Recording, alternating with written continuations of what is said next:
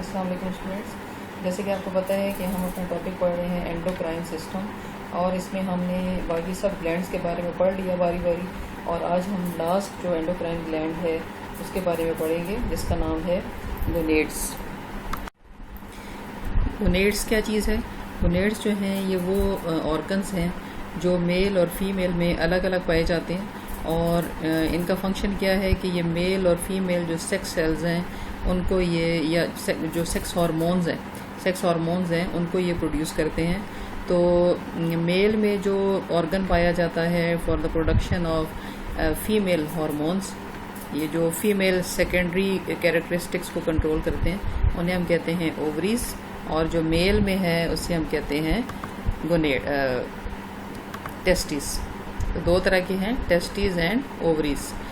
तो टेस्टिस जो हैं ये मेल में पाए जाते हैं, ओवरीज जो हैं ये फीमेल्स में होती हैं, और ये जो जितने भी सेक्स कैरेक्टरिस्टिक्स होते हैं जो सेक्स से रिलेटेड हैं सब के सब जो हैं वो इनके कंट्रोल में होते हैं।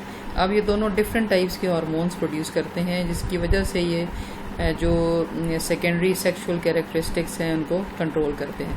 तो टेस्टिस जो है वो जो हार्मोन्स बनाते हैं उन्हें कहते हैं टेस्टोस्टेरोन्स। और जो लड़कों में बलूगत के वक्त जो आवाज़ का भारी होना और उनके चेहरे के ऊपर बालों का आना, ये जो है ये सारे वो कैरेक्टरिस्टिक्स हैं कि जो जिन्हें हम कहते हैं सेकेंडरी सेक्स कैरेक्टरिस्टिक्स।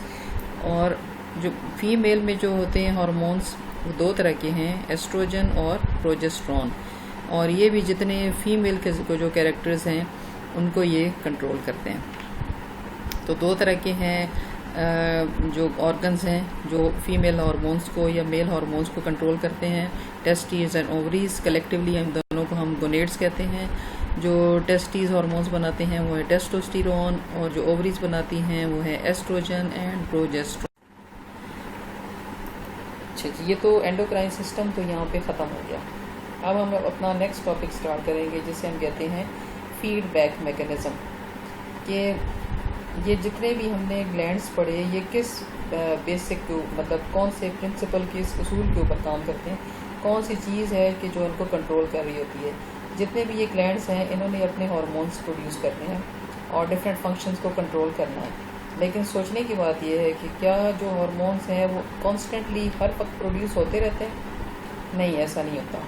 हार्मोन्स जो हैं ये डिपेंड करते हैं, इनकी जो प्रोडक्शन है वो डिपेंड करती है कि या बॉडी में इनकी ज़रूरत है या नहीं है। लेकिन बॉडी को कैसे पता चलेगा कि उसकी ज़रूरत अब है या अब नहीं रही? तो जो मैकेनिज़्म इनको कंट्रोल कर रहा होता है उसको फीडबैक मैकेनिज़्म कहते हैं। अब इसमें टू टाइप्स हैं, फीडबैक मैकेनिज़्म की टू टाइप्स हैं। एक हम कहते हैं नेगेटिव फीडबैक और दूसरा है पॉजिटिव फीडबैक। तो नेगेटिव और पॉजिटिव फीडबैक को अब बारी बारी हम देखेंगे कि वो क्या चीज़ है, उनका क्या इफ़ेक्ट होता है डिफरेंट फंक्शंस के ऊपर।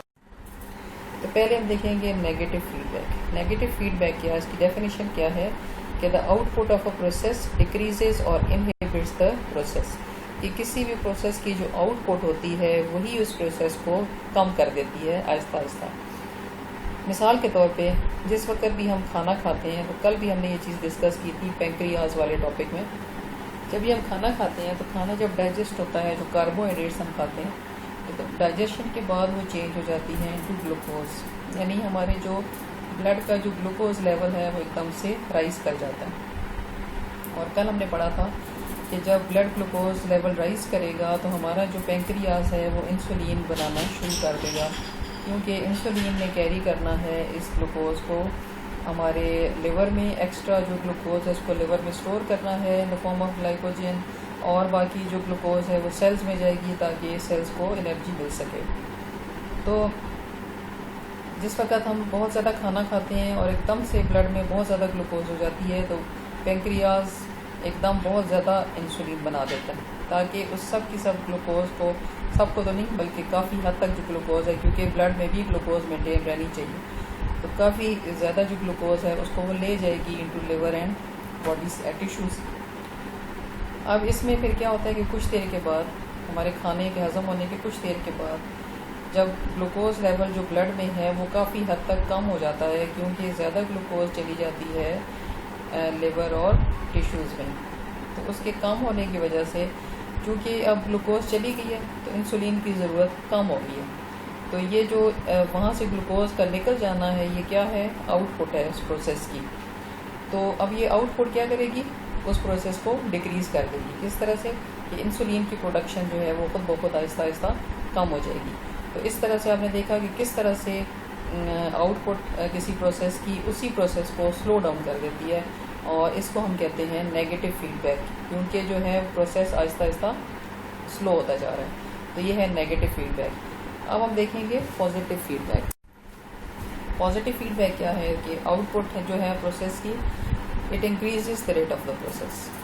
For example, the Suckling action of an infant stimulates production of a hormone in mother, कि जिस वक्त जो बच्चा है वो फीड करता है मदर की मिल्क के ऊपर, तो उसके इस एक्शन की वजह से मदर के अंदर एक हार्मोन बनता है। तो इस हार्मोन का जितना ज़्यादा वो सकलिंग करेगा, जितना ज़्यादा फीड करेगा, दूध पिएगा, इतना ही ज़्यादा जो हार्मोन है वो प्रोड्यूस होगा। मतलब एक एक्शन की वजह से एक जो आउटपुट है उसके प्रोसेस की जो वो रेट है तो उसकी वजह से वो इंक्रीज़ हो जाएगा और ज़्यादा हार्मोन बनेगा, और जितना ज़्यादा हार्मोन बनेगा इतनी ही ज़्यादा मिल्क प्रोडक्शन मदर में होगी। तो आप देख रहे हैं कि आउटपुट बढ़ता जा रहा है और वो उसके रेट को भी, प्रोसेस के रेट को भी इंक्रीज़ करता जा रहा है। तो ये चूँकि इंक्रीज़ हो रहा है इसमें, तो इसलिए हम कहते हैं इसको पॉजिटिव फीडबैक। पिछले वाले में जो आउटपुट है प्रोसेस का, वो रेट ऑफ प्रोसेस को डिक्रीज़ करता है। इसमें जो आउटपुट ऑफ प्रोसेस है, it increases the rate of the process. तो ये दोनों के एक दूसरे के उलट हैं। तो कुछ जगहों पे आपने देखा कि बॉडी में पॉजिटिव फीडबैक होता है और साथ साथ, मतलब ये दोनों साथ साथ चल रहे होते हैं। पहले जब किसी भी चीज़ को इंक्रीज़ करना होता है तो पॉजिटिव फीडबैक होता है, फिर हमेशा के लिए आप उसको इतना ज़्यादा नहीं रख सकते। मतलब स्टार्ट में जब हमने खाना खाया, इंसुलिन लेवल ज़्यादा हो गया, इसका मतलब ये नहीं कि वो हमेशा ज़्यादा ही रहेगा, उसको कम भी होना चाहिए, क्योंकि अगर ये ज़्यादा ही रहेगा तो फिर क्या होगा कि जितनी भी ब्लड में ग्लूकोज है वो सारी चली जाएगी और इंसान बेहोश भी हो सकता है। तो इसलिए उस इंसुलिन लेवल को नॉर्मल पिलाना होता है, आहिस्ता आहिस्ता उसकी प्रोडक्शन को बिल्कुल ख़त्म करना होता है। तो इसलिए पहले पॉजिटिव फीडबैक होगा और उसी प्रोसेस में फिर नेगेटिव फीडबैक होगा। तो ये दोनों मिल के किसी भी प्रोसेस को कंट्रोल कर रहे होते हैं।